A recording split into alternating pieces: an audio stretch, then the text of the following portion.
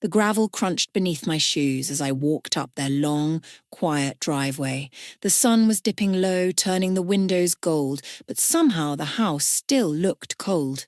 I remember stopping at the door, letting my fingers rest against the old canvas bag I carried, and thinking, this is where the truth will start to show itself. Emily opened the door before I even knocked. She always had a way of sensing people, like she could hear footsteps before they touched the porch. "Linda, you made it," she whispered, her smile soft and real, the kind that didn't need to be polished. I stepped inside slowly, letting the warmth of their heating brush over me. The coat I wore was thin, the shoes even thinner, and the house felt almost offended by how worn I looked. The living room was spotless, not the kind of clean that comes from a regular Saturday morning, but the kind people prepare for strangers they want to impress. Everything was placed, arranged, calculated. Not lived in. Gerald glanced up from the recliner. His smile came slow, like it had to be pushed out from somewhere deep. Patricia didn't smile at all. Not really. Her lips curved, but it never reached her eyes. They flicked from my bag to my shoes to my hair, as if she were taking inventory. I kept my voice gentle when I greeted them. I wanted to blend into the room, not disturb it. I didn't want my presence or my test to feel like an intrusion. Still, something in the air felt stiff, heavy, like the house had taken a breath when I walked in and wasn't sure if it wanted to let it out again. Emily motioned for me to sit, and I did, sinking into a couch that felt too new to be comfortable. The cushions didn't soften beneath me. They resisted, as if they didn't know me yet. Patricia sat opposite me, hands folded, posture perfect. She studied me openly, not with curiosity, but with a question she didn't want to ask out loud. I smiled softly, pretending not to notice. Pretending was the whole point, after all. Emily brought tea chamomile, with a slice of lemon floating like a tiny sun on the surface. She placed it carefully in front of me, her fingers brushing mine. Her hands were warm, mine were not. "Long drive?" she asked. "A bit," I murmured. "But I'm all right." Patricia's eyebrows lifted slightly, a reaction too quick, too sharp. Almost like she didn't believe me. Or didn't want to. Gerald shifted in his chair. The leather creaked under him, a soft, tired sound. Emily sat beside me, close enough that I felt her steady presence easing the edges of my nervousness. Patricia cleared her throat. "So, Linda, you travelled alone?" I nodded. "With that?" Her gaze landed on my canvas bag, the frayed strap resting against my leg. Again I nodded, slow, calm. "I like to keep things simple," I said. A silence draped over the room, thin, delicate, uncomfortable. The kind that makes people exchange glances because words would be too risky. Gerald looked at his wife. Emily looked at me. Patricia looked at everything I wasn't saying. And the house felt like it was listening more than any of them. It was Patricia who finally leaned forward. Just a slight tilt, but enough to feel like a challenge. Her eyes narrowed not cruelly, but carefully, like a person examining something she wasn't sure she wanted to touch. "You must be tired," she said, her voice smooth, her smile practiced. I nodded again, folding my hands gently in my lap. "I'm used to long days," I whispered. Emily's fingers twitched beside me, a small, anxious movement. She probably hoped no one noticed. But Patricia did. She noticed everything.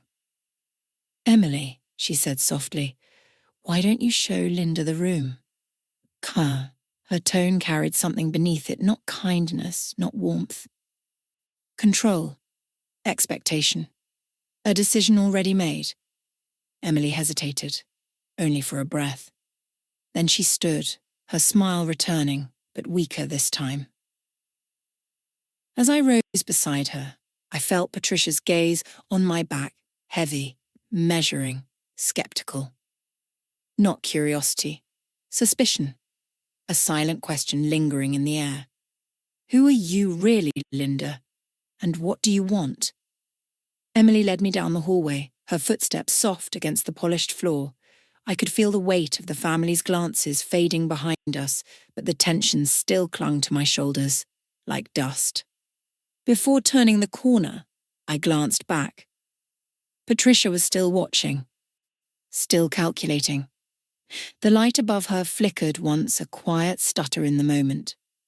And I found myself wondering in that dim, trembling glow. Had I stepped into a home or into a test far bigger than the one I intended to give? The clink of silverware was the first sound that unsettled me. It was too sharp, too crisp, echoing off the walls like the house was recording every bite we took. And, as I sat there, the steam from the mashed potatoes rising softly in front of me, I realized this wasn't just dinner. It was an examination I hadn't agreed to take. The dining room felt larger than it needed to be. A long wooden table sat in the centre, polished so smooth it reflected the warm glow of the chandelier above us. Every chair was perfectly aligned, every napkin folded the same way. It reminded me of a showroom, a place meant for viewing, not living. Emily sat at my side, close enough that I could hear her breathing, nervous, uneven. Her hand brushed mine once, quiet reassurance that felt almost like an apology. Across from me sat Patricia. Posture straight, eyes alert. A queen at the head of her table. Gerald sat beside her, shoulders hunched just slightly, as if he wished he could disappear into the chair. He offered me a thin smile when I looked his way, polite, but tired. Always tired. The food was beautiful. Roast chicken, buttery rolls, green beans arranged so carefully they looked painted on. But the beauty only made me more aware of how out of place I looked with my worn sweater and second-hand shoes. Emily tried to start small talk, but Patricia cut through it like a knife sliding through soft bread. "So, Linda," she said, her tone wrapped in a smile that didn't reach her eyes. "How long have you been living alone?" I felt the air shift around us. Emily's fork paused midway to her plate. Gerald lifted his glass, not to drink, just to give his hands something to do. I looked at Patricia and gave the smallest nod. Quite a while. She didn't look satisfied. She looked hungry. Patricia leaned forward, hands clasped neatly on the table as if she were interviewing me for a job she already believed I wasn't qualified for. "And how are you managing financially?" Her voice was soft, almost gentle, which somehow made the questions sting more. Emily's breath caught. Gerald shifted again, the chair groaning under his discomfort. I pretended not to notice their reactions. "I manage," I said quietly, taking a sip of water. The glass trembled slightly in my hand, though I made sure my voice did not. Patricia wasn't done. Not even close. "Do you work? Or you getting any assistance?" Her smile grew tighter with each word, as if she were pulling on invisible strings. Emily finally spoke. "Mom." But Patricia raised one finger, stopping her mid-sentence without ever looking at her. I placed my fork down, slowly. "I do what I can," I said softly, "enough to get by." Her eyes narrowed. "Even with Daniel's father gone, those kinds of medical debts can last a lifetime." The room felt smaller then. The chandelier's light seemed harsher, whiter, almost unforgiving.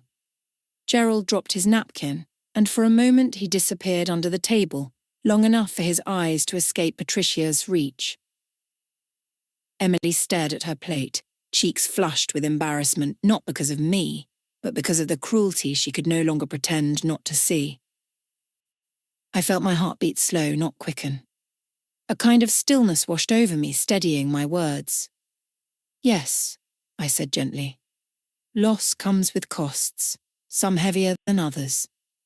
Patricia held my gaze, searching. For what weakness? Shame? A lie I wasn't telling?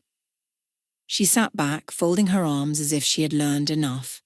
But something in her expression flickered a dissatisfaction, a question left unanswered. The chicken on my plate cooled untouched. My appetite had tightened into a small, hard knot. Gerald finally rejoined the table, his face pale, eyes darting from his wife to me and back again. He opened his mouth to say something, maybe to deflect, maybe to soften, but Patricia's stare silenced him before the words could form. I watched them carefully, the way their tension moved across the room like a low hum. Hurry? Emily's fingers shook when she reached for her glass. Gerald's jaw clenched with quiet worry. Patricia remained unnervingly composed. It hit me then, she wasn't trying to learn anything about me. She was trying to confirm something she had already decided. A story she'd written in her mind long before I walked through her door.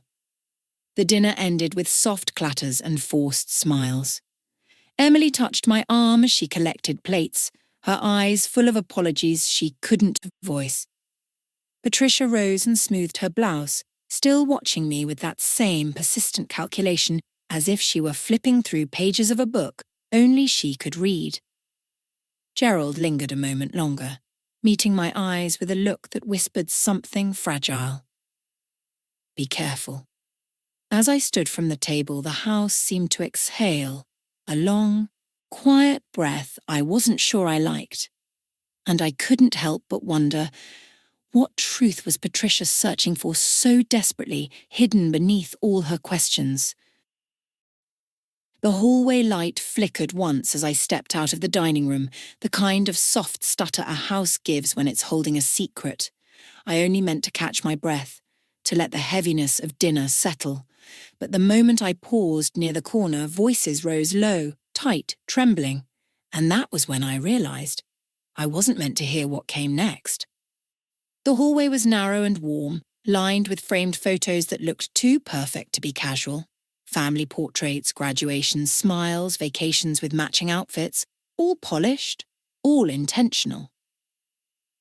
I stood there quietly, hands folded in front of me, still trying to settle the knot dinner had left in my stomach. The air smelled faintly of a lemon cleaner, the kind that tries too hard to erase the natural scent of a home. I heard the dishwasher hum from the kitchen, a steady undercurrent beneath the voices drifting toward me. Emily's voice, soft, unsure, floated out first. Then Patricia's followed like a shadow. I didn't move. Didn't breathe too loudly. I just stood there, my fingers resting on the frayed strap of my old canvas bag. Gerald had stayed behind in the dining room. I could hear him gathering plates, his footsteps heavy and slow. He didn't join their conversation. Maybe he already knew what was being said. Maybe he didn't want to hear it again.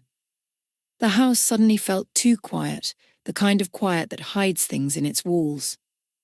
I took one step back, meaning to leave them to their whispers. But then I heard Patricia's tone sharpen, slicing through Emily's attempt at calm. And my feet froze. You don't understand, Emily, Patricia hissed. She's helpless. Completely helpless. What happens when that becomes your problem?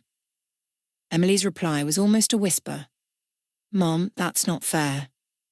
Oh, it's fair, Patricia said, her voice tight. You saw the way she dressed. Those shoes. That bag.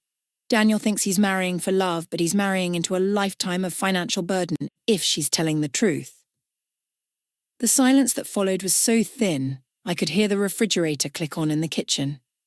I felt my throat tighten, not with anger, just a deep, quiet ache, the kind that settles in the bones before the heart even recognizes it's hurting. Emily took a shaky breath. Daniel doesn't care about money. He never has. And Linda, she's doing her best. What if her best isn't enough? Patricia shot back. What if all that debt falls onto you someday? Onto your future? Onto your children? The word children hit the air like a warning. I closed my eyes. Their voices grew softer, but the tension in them thickened like fog. I pictured Emily standing there, twisting her hands the way she did at dinner, trying to defend the man she loved, while her mother dismantled him piece by piece. Patricia's next words came out like a final judgment.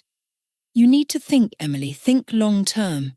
You marry a man, you marry his family, and his mother is already sinking. A small sound slipped from Emily, not a cry, but close. And something inside me shifted.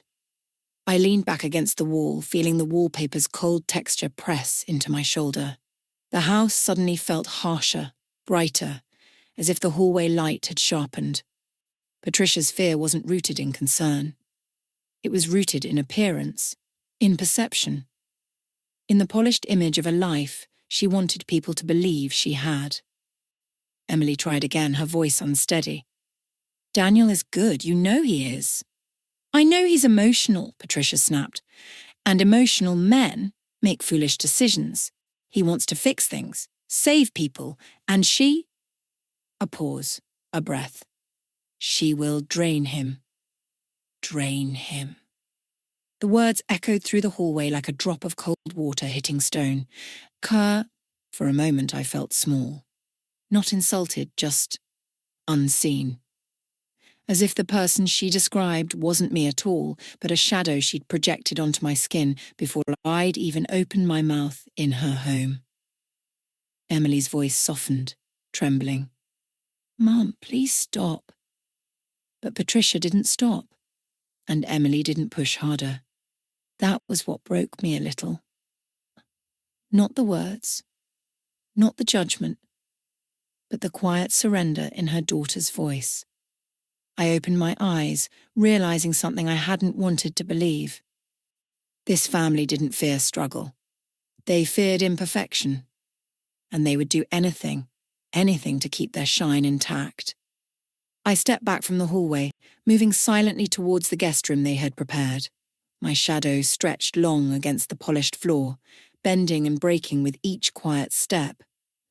The house seemed to exhale again, the way it had earlier, a slow, careful breath that made the walls feel impossibly thin. Before I closed the door behind me, I caught one last fragment of their whispering. Just think about it, Emily, Patricia murmured. For your future. The word lingered in the air long after the voices faded. And as the door clicked softly shut, I felt a cold truth settle inside me. If this was how they spoke behind polished walls, what else were they capable of hiding in the shadows? Patricia returned to the living room carrying that same polished smile, the kind that didn't quite touch her eyes. She stopped in the center, hands clasped, and spoke in a voice so calm it almost sounded like kindness. We have a special arrangement for you, Linda, she said. The words hung in the air, soft but heavy. And as I nodded politely, a cold shiver ran down my spine, a warning I didn't yet understand. The room seemed quieter after dinner, as if the house itself was holding its breath. The chandelier cast soft golden light over the couches and the perfectly arranged cushions, but it felt artificial, like a painting of warmth rather than the real thing. Emily sat beside me, her hands folded in her lap, the tips of her fingers white from pressing too hard together. She kept glancing at Patricia, as if hoping her mother would say something else, anything, to undo the words she had just spoken. I shifted slightly on the sofa, feeling the worn thread of my sleeve against the smooth fabric beneath me. The air smelled faintly of polished wood and lemon cleaner. Clean, too clean. Patricia's gaze swept over me again, slow and calculated. It was a look that measured everything, my clothes, my posture, the way I held myself. Not curiosity, not welcome. Assessment. I answered her carefully, politely. Thank you. That's very kind of you. Her smile didn't falter, but her eyes, sharp, unreadable, stayed the same. Emily's hand twitched slightly against mine. She didn't say anything, but her silence was heavy with fear. And suddenly I felt the walls pressing in, the quiet house colder than it had been moments ago. Patricia continued, her voice soft but firm. It's a small storage room in the basement. You can stay there whenever you visit. It's private, comfortable. Emily's mouth opened slightly, then closed again. She looked horrified, the way someone does when a thought lodges itself in the back of your mind before you can even speak it. Patricia's hand shot out quickly to squeeze Emily's arm, not harshly, but sharp enough to silence her before she could protest. The movement was precise, practiced, like she had done it 1,000 times before. I nodded slowly, forcing the words past the lump in my throat. That sounds fine. Thank you. The chandelier above us flickered once, the light catching on the polished floor and making the room feel colder, sharper. I felt it again, a strange chill up my spine, like the air itself was warning me. I looked at Emily, whose eyes met mine briefly.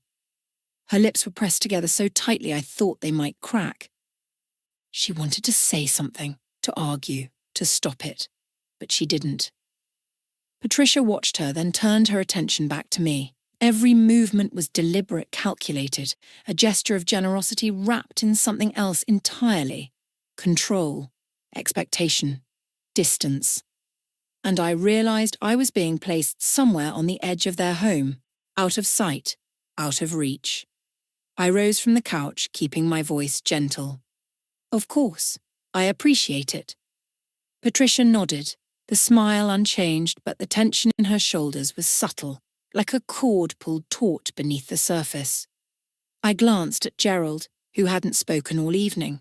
His eyes were lowered, flicking from Patricia to me and back again, quiet and careful, like he didn't want to get involved. The offer itself, small, practical, helpful, should have felt harmless, but the way it was given, the way Emily flinched, the way the room seemed to tighten around me, it did not. It struck me then. They were not welcoming me into their home. They were keeping me at a distance, testing boundaries, watching reactions, trying to place me somewhere I could be monitored and measured, safe enough to be tolerated, but never fully accepted.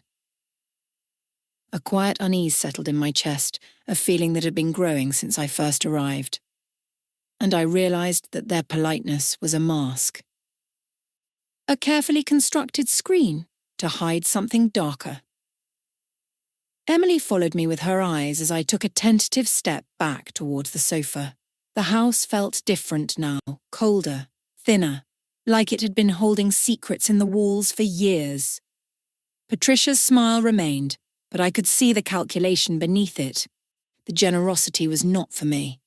It was for her, for appearances, for control. I sank back onto the sofa, letting the bag fall to my side. The polished floor beneath my feet gleamed in the soft light, but it offered no comfort. And as I watched Emily shrink into her seat, trying not to make a sound, I couldn't help but wonder if this was the first gesture wrapped in false kindness. What else were they planning? What was truly hidden behind the polished facade of their home? The floorboards groaned under Gerald's careful steps as he led me towards the basement. The hallway light faded behind us, leaving shadows that stretched long and thin. I could feel the air shift cooler, heavier, like the house itself was holding its breath. The bulb above the basement flickered once, then again, casting a hesitant circle of light that made the stairs look steeper than they were. I realized in that quiet moment that this wasn't just a room they were showing me. It was a threshold. Gerald walked ahead, his shoulders slumped as if each step carried the weight of a secret he couldn't yet speak.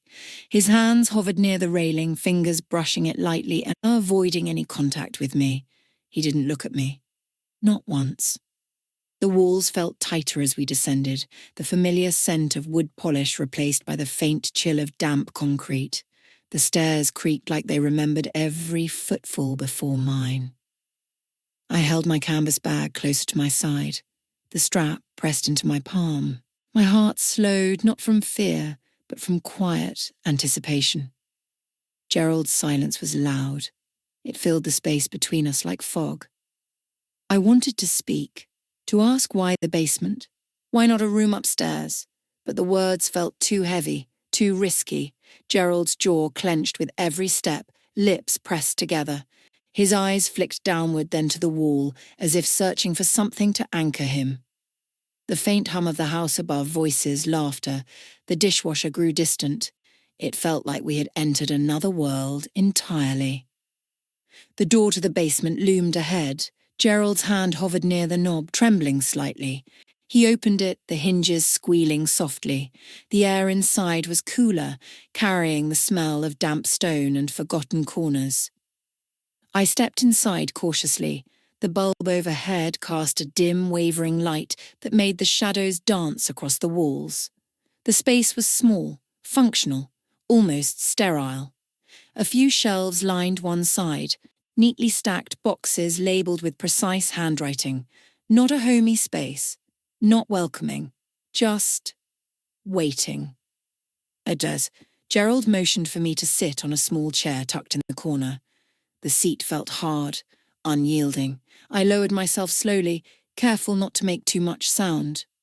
He stood beside me, silent. I could feel his tension, his reluctance. The way he avoided my gaze made me ache to reach out, to give him permission to speak, to unburden whatever was pressing down on him. Finally he exhaled, a soft, fragile sound. His voice came barely above a whisper. I'm sorry it's not nicer. The words were almost swallowed by the flickering light, almost lost to the shadows. I looked up at him, searching for some reassurance. His eyes were tired, wary. He wanted to say something more, something important, but the weight of the house, of his wife's presence somewhere above, kept him silent. The room was clean, yes, almost meticulously so, but there was no window, no warmth, only walls that reflected the light back in harsh angles, emphasizing the emptiness. I realized that Gerald's apology was not for the lack of comfort, but for what he could not control, for what he feared might happen if he spoke too loudly. The thought settled over me like dust. He wasn't just guiding me to a basement, he was guiding me past unspoken rules, hidden fears, a tension that had been quietly building for years. I sat there, hands folded on my lap, feeling the cool floor beneath me through the thin fabric of my shoes. Every creak in the stairs above, every flicker of the bulb, felt magnified. And then I understood. This was not merely a guest room. This was a threshold between appearances and truth, between the family they showed the world and the part they guarded in silence. Gerald straightened slightly, adjusting the collar of his shirt, but still avoided my eyes. He whispered again, soft and uncertain. I hope you'll be comfortable here. I nodded, though comfort was a word that had no weight in this space. The bulb flickered one last time before holding steady. Shadows clung to the corners, as if they were waiting for something or someone to break the quiet. I rested my hand on the edge of the chair, feeling the cold seep into my skin. The silence of the basement pressed around me, and I realized the house held more than walls and furniture. It held secrets, quiet ones, dangerous in their stillness. And as Gerald closed the door behind him, leaving me in that faintly lit, windowless room, I wondered if he was afraid to speak. What exactly were they all hiding? The basement smelled faintly of damp stone and old cardboard. My fingers brushed over the edge of a storage box, and for a moment the room felt impossibly quiet, like the walls themselves were holding their breath. A single bulb swung slowly above me, casting shifting shadows across the floor. That's when I noticed it, a glint of glass, a corner peeking out from behind the box. Something small, something secret. I lowered myself onto the hard chair in the corner, careful not to disturb the faint stillness. The air was colder here, carrying a weight I couldn't name. My bag rested against my knees, the canvas strap rough against my fingers, grounding me in the reality of this strange, dimly lit room. The photograph was simple, almost unremarkable at first glance, a small frame, dusty at the edges. But the moment I lifted it, the image inside made my chest tighten. Emily, much younger, maybe 14 or 15, stood next to Patricia. A smile stretched across Emily's face, but it didn't reach her eyes. Her posture was rigid, careful, like she was balancing on a line she could not fall from. Patricia's hand gripped her arm so tightly that I could almost feel the pressure through the photo. Her smile was polite but sharp, almost predatory. The basement seemed to shrink around me, the quiet hum of the bulb, the distant creak of the house above, the faint scent of damp concrete, all of it amplified the image in my hands. I studied the photograph, tracing Emily's small features, the tension in her shoulders, the way Patricia leaned in as if asserting ownership rather than affection. There was something in the way Emily's eyes darted away, like she was aware of every expectation pressing on her. Why hide a picture like this? My fingers lingered on the glass, hesitant. The frame was tucked behind a storage box, as if no one wanted it seen, as if someone had deliberately tried to erase this moment from memory. I set the photo on my lap, careful not to drop it. The basement felt heavier with every second I stared. The shadows around me seemed sharper, more alive. The house above murmured quietly a distant footstep, the soft clatter of dishes, a door closing. I imagined Patricia's voice, her sharp tone from earlier, the silent warning behind her gestures. The photograph seemed to confirm something I had already suspected. There were things in this family meant to stay hidden, stories that had never been spoken aloud. And yet, here it was, left in a place where no one would notice, waiting for someone like me to find it. Suddenly, a set of footsteps echoed from the floor above. My heart jumped. The sound bounced off the concrete walls, louder than it should have been, like it was meant to announce presence, to remind me that I was not alone.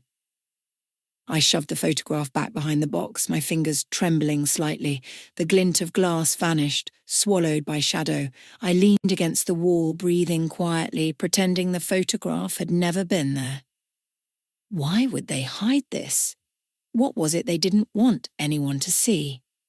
The thought pressed into me, heavy and insistent. I could almost hear Patricia's voice again, her sharp, controlled tone echoing in my mind. We have a special arrangement.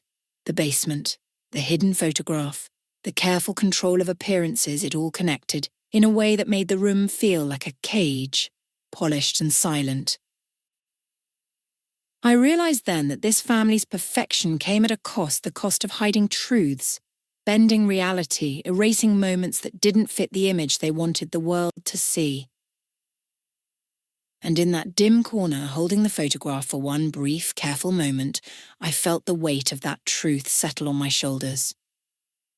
The footsteps above faded, leaving only the quiet hum of the bulb and the whisper of my own breathing.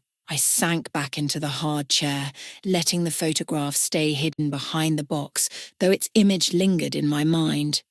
The basement felt colder, emptier, but also alive with secrets I couldn't yet name. Each shadow, each creak of the floor, each faint echo from above seemed to warn me that I was only beginning to see the edges of what this house, this family truly held.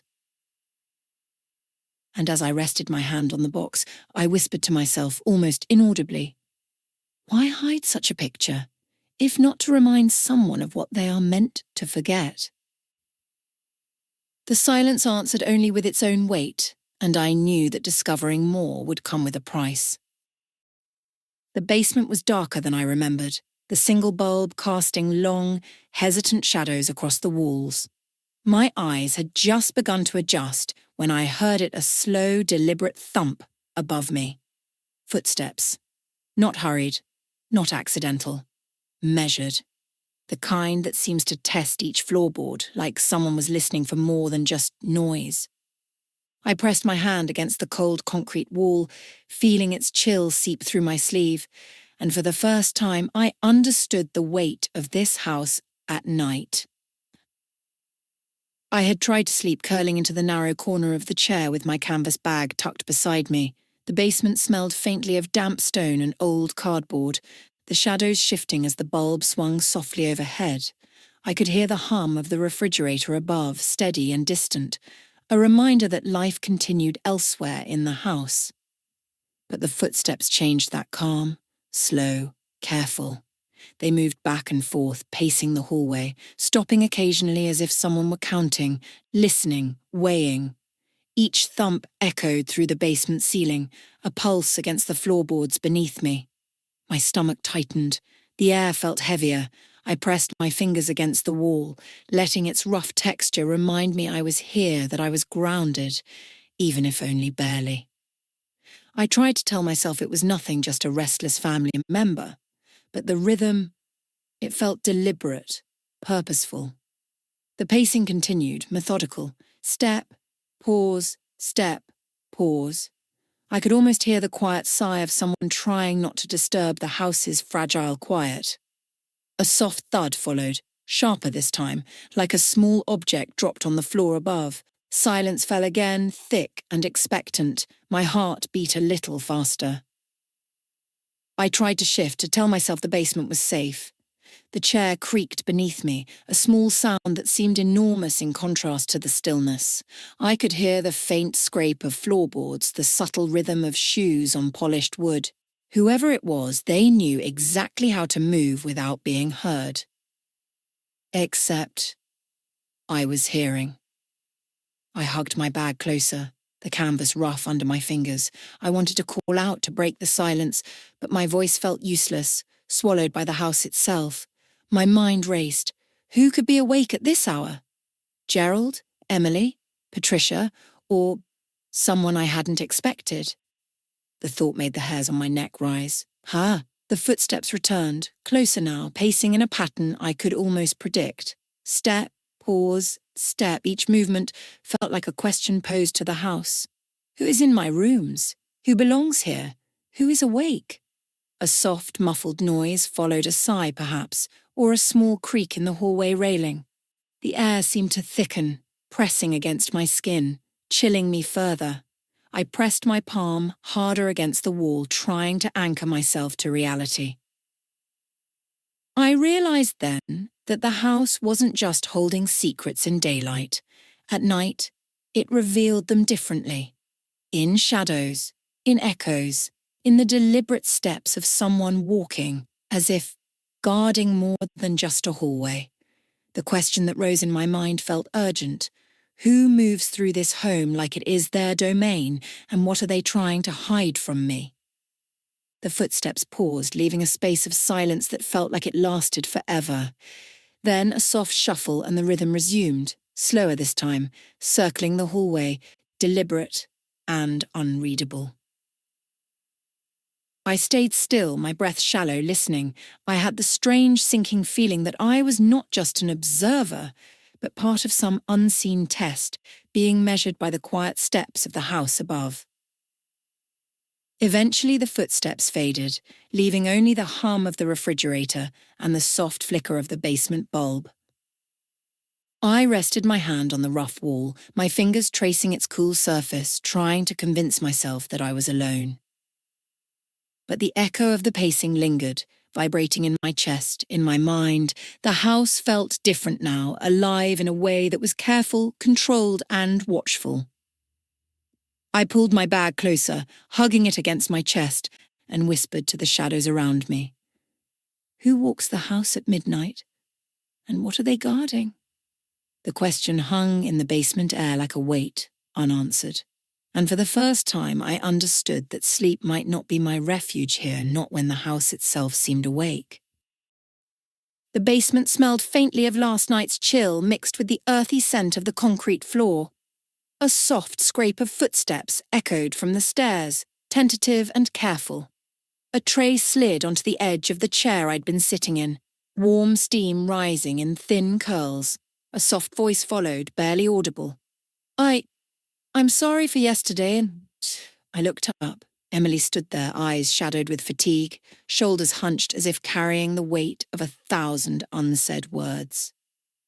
The morning light hadn't yet reached the basement, but the tray's warmth seemed to draw a small circle of comfort around her.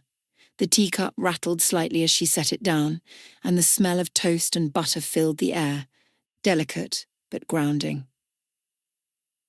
Emily didn't meet my eyes at first. She fiddled with the corner of the tray, fingers brushing the edge as if afraid to drop it. Her hair was a little messy, a few strands falling over her face, softening the sharpness of yesterday's tension. I studied her quietly. There was a kind of exhaustion in her expression. I recognized immediately the fatigue of someone who has spent years navigating control and expectation, never fully allowed to breathe, the type of tired that goes deeper than sleep. Finally, she whispered again, almost to herself. My mother. She can be very controlling, especially about money, appearances. Her voice broke slightly, and I realized this wasn't just an apology. It was a confession. I reached for the tray, taking the warm mug in my hands. The tea felt like an anchor in the dim basement light. Emily hovered near the steps, hesitant, as if the house itself might overhear her words and judge her. She spoke softly, each word deliberate. I hope you don't judge Daniel, not because of us, not because of me, because of her. Her hands trembled slightly as she tucked a strand of hair behind her ear. She shifted her weight from one foot to the other, eyes darting toward the basement door as if expecting someone to appear at any moment. I noticed the tension in her jaw, the way her shoulders curved inward, protective of a part of herself she rarely shared. Her apology wasn't just for the family's behaviour, it was for the world she had grown up in, a world carefully polished to hide cracks and control every corner of life. I could feel the quiet weight of her story pressing against the small space between us. The warm breakfast on the tray smelled sweet, but it sat heavy in the air, mingling with the tension that hung in her gaze. I set the mug down, careful not to disturb the fragile circle of comfort she had created. Emily, I said softly, my voice almost a whisper, if your mother treats strangers this way, how does she treat you? How does she treat the people who matter most? Her shoulders tensed, a small shiver running through her. Her eyes widened slightly, and then she looked down, focusing on the pattern of the floor instead of meeting mine. She nodded slowly, almost imperceptibly. There was a silent acknowledgement there, a shared understanding of the invisible rules she had grown up with, the subtle controls that shaped her every move.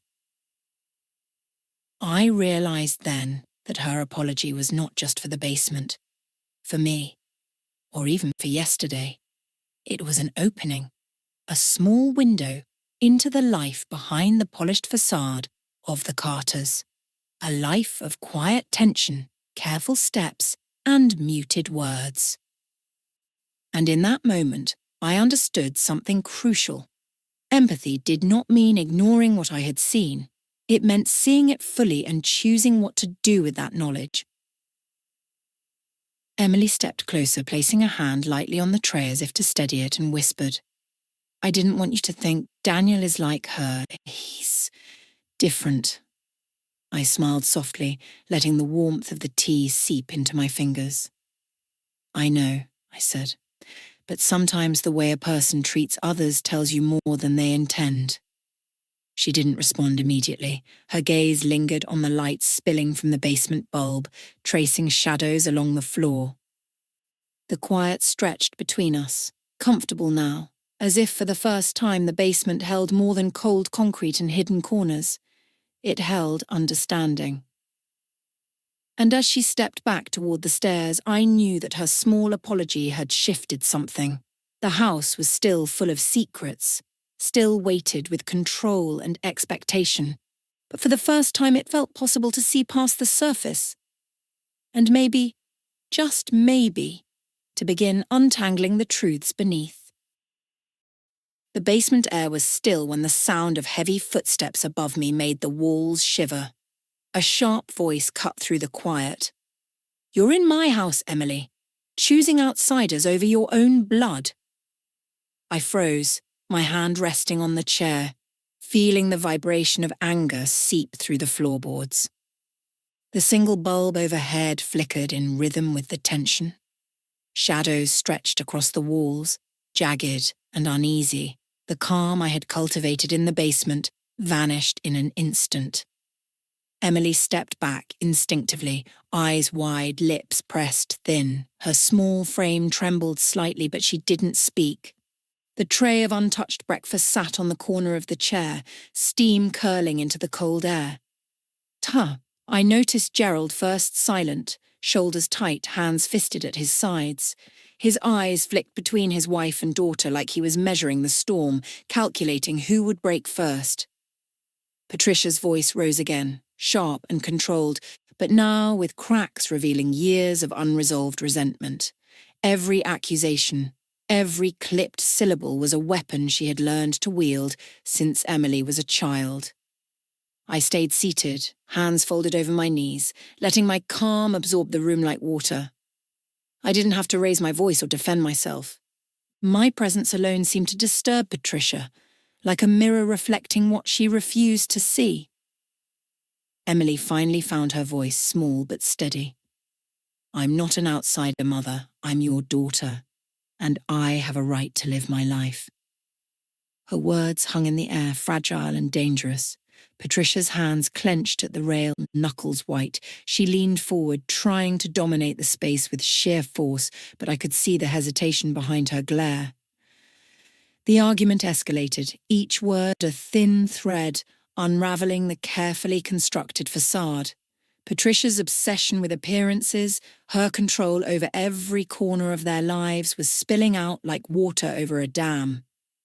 Gerald remained silent, a shadow behind the fury, his compliance almost painful to witness. I observed quietly, taking in the way Emily's shoulders stiffened with defiance, how her eyes flicked towards me once, seeking a silent ally. I stayed calm, letting the room's rhythm carry me, feeling the tension in the air like a living thing. Then it happened. Patricia's mask cracked, not fully, but enough. A flash of fear, maybe even recognition, crossed her face as she looked directly at me. Her hand shook slightly at the railing, the sharpness of her voice faltering. I spoke softly, deliberately. "Patricia, you've been controlling for a long time, but yelling at your daughter won't keep the world in order. It won't fix what's broken inside." The room stilled, her gaze snapped to mine. For a moment the anger and power she wielded so effortlessly seemed uncertain. Emily's jaw tightened, a glimmer of hope flickering in her eyes. Gerald exhaled slowly, almost imperceptibly, like he had been waiting for someone to name the unspoken. "Shh." It was quiet, subtle, but the shift was undeniable. The careful mask the family had worn for so long was beginning to crack. And in the stillness that followed, I felt the weight of possibilities pressing in. Truths that had been buried were no longer safe under the surface. The hallway above fell silent, but the tension lingered like a low hum. Emily sank back against the wall, exhaling shakily, relief and fear mingling in her posture. Patricia's eyes flicked between her daughter and me, sharp edges softening ever so slightly, though the pride in her stance refused to fully bend. I rested my hand on the chair, feeling the warmth of the untouched breakfast beneath my fingers. The calm I maintained in the basement was a quiet counterpoint to the storm above. And I realized this was only the beginning. The family's secrets, their control, the quiet resentments threading through their lives, everything was poised to spill over. I whispered to the shadows, almost to myself. When the mask finally falls, what will we see underneath? The question hung in the basement air, unanswered, waiting. The house felt alive, charged, and I knew the next moments would change everything.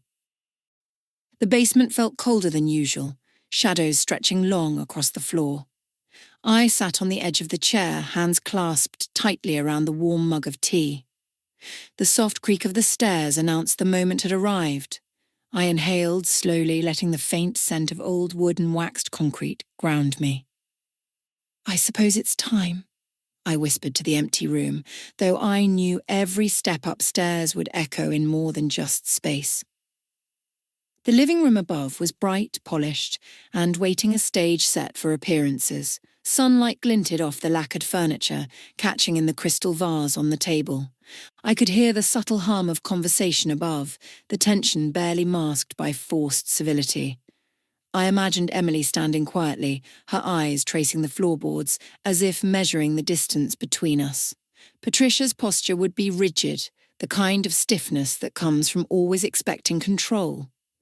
Gerald, I thought, would linger behind, a quiet observer, caught between fear and relief. I felt the chill of anticipation crawl up my spine. For days I had let them see only what I allowed, the poor, frail version of myself. But today the truth would slip past the carefully drawn lines they had built, and there would be no hiding the reality beneath their assumptions. My voice remained soft as I rose, each step deliberate. I wanted them to hear me clearly but not angrily, calm, steady, undeniable. I cleared my throat gently, drawing their attention without urgency. Patricia, Emily, Gerald, I need to tell you something. Patricia's eyes narrowed slightly, a flicker of suspicion passing over her features. Emily's face shifted, curiosity and worry mingling in equal measure. Gerald's fingers flexed against his sides, a quiet sign of restrained tension. I'm not who you think I am, I began, letting the pause linger, giving the weight of the moment space to settle. I own my home. I have savings. I am not in need. The words fell slowly like rain on a tin roof, and I watched the effect before continuing. Emily blinked rapidly, shock washing over her features. Patricia's hand tightened on the armrest of her chair, her lips pressed into a thin line, colour draining from her face. I continued quietly, carefully. I came here without expectations. I wanted to meet you, to know your family. That's all, but I see now how assumptions, fear, have shaped the way you treated me. The room went still. The clink of a fork against a plate seemed unnaturally loud. Even the sunlight appeared sharper, cutting across the polished floors and highlighting the tension carved into each expression. Patricia's jaw twitched. The carefully maintained mask of control wavered, revealing panic and self-awareness. She had been exposed not in a confrontation of words, but by the simple truth that her assumptions were unfounded. Emily's gaze softened, incredulous, as she turned to her mother. The protective shield she had assumed existed was gone. She saw her mother now as someone driven by fear and self-interest, not care. Gerald exhaled slowly, the kind of relief that comes from long-held restraint finally finding a voice. I did not shout, I did not accuse, I simply let my truth stand. The calmness in my voice, the certainty in my posture, unsettled Patricia more than any argument could. She was faced with a choice now to acknowledge the harm she had caused or to cling to the illusions she had built. Emily's hand brushed mine lightly, a silent affirmation that she understood. Gerald's shoulders relaxed fractionally, a quiet permission granted by the weight of honesty. And Patricia? She stared, frozen, caught between what she had done and what she now had to face. The sunlight shifted, brushing across the room like a spotlight on the small, undeniable truth now laid bare. I felt no triumph, only a still, quiet certainty that the reality could not be undone. Patricia's lips parted, a word forming, then disappearing. Emily's eyes never left hers. Gerald exhaled one last time, as if letting go of a burden he had carried in silence. I sank back into the chair, the mug warming my hands, and whispered softly, more to myself than anyone else. Truth has a weight, and it always finds the cracks. The room held its breath. The house seemed to hum with the knowledge of what had changed. And I knew, even as I felt the tension ease slightly, that the consequences of honesty were only beginning to unfold. The morning light slipped through the curtains in thin, golden ribbons, painting the floor in quiet warmth. The basement felt smaller than usual, the shadows softening with the sun's touch. I watched Emily sitting on the edge of the chair, her hands trembling, knuckles pale against the worn fabric. The house seemed to hold its breath, waiting for something to shift, something long overdue. Outside, the world was calm, but inside, hearts were stirring, breaking, and searching for a way forward. Emily's shoulders slumped, exhaustion and relief mingling in the quiet lines of her face. I could see the years of quiet compliance, the way she had folded herself into a shape her mother demanded finally begin to unravel. The air smelled faintly of coffee and waxed wood, comforting yet sharp with tension. Patricia hovered nearby, lips pressed tight, as if holding back the flood of pride, fear and guilt. Gerald stood slightly apart, hands clasped, quiet as always, trying to gauge how much to intervene, how much to let the moment unfold on its own. I felt the delicate weight of possibility pressing in. For so long, Emily had been tethered by fear, by expectation, by invisible chains, and now, in this soft morning light, she had a choice. Continue carrying the burden or step into a life of her own making. My presence was calm, intentional, letting her feel the support without suffocating the space around her. Emily's voice broke first, small and trembling. I've always wanted to get away, to breathe, to live without always being told what to do. The words were fragile, yet they carried a lifetime of suppressed hope. I reached out gently, placing a hand near hers, not touching, just close enough to remind her she wasn't alone. You can, I said softly. You can choose a life built on love, not fear. Her eyes lifted, shining with unshed tears. The tension in her shoulders eased slightly, the rigid control that had defined her posture for decades beginning to give way. I could feel the shift, subtle, profound, like the first quiet wind through a closed room. Daniel appeared at the doorway, eyes careful but filled with warmth. He moved to stand beside her, placing a protective hand on her back. We'll start our own home, he said gently. Far from this, from all of it. Together. Patricia's lips trembled as she opened her mouth, attempting an apology, but the words sounded hollow, rehearsed, falling into the quiet like an echo. Gerald cleared his throat softly, suggesting counselling, a final tentative bridge over the fractured waters of their family. But even as he spoke, I could feel the weight of years pressing down, leaving only the possibility, not the certainty, of repair. Emily looked between her parents, then back at Daniel and back at me. The moment stretched, a fragile thread of decisions suspended in the morning light. I let her see that choice was hers, the right to reclaim herself, to redefine the life she would lead. Her voice was steadier this time. I choose us. I choose freedom. I choose love. Daniel smiled, not with triumph, but with quiet relief. He took her hand, a simple gesture, grounding them both in a reality they could build together. The basement seemed to breathe out alongside them, tension releasing in soft, uneven exhalations. Patricia's apology faltered again, the weight of truth heavy on her shoulders, but there was no immediate redemption. Gerald's quiet suggestion hung in the air, lingering like a tentative promise of something that might never fully arrive. The cracks in the family's facade were visible now, open, unhealed. I stepped toward the door, pausing to glance back at Emily and Daniel. The sunlight spilled across the floor, warm and forgiving, illuminating the small, hopeful beginnings that could grow from this moment. As I walked outside, the air was crisp, carrying the scent of early morning grass and possibility. I breathed it in, feeling the contrast between the life they had known and the life they were choosing to build.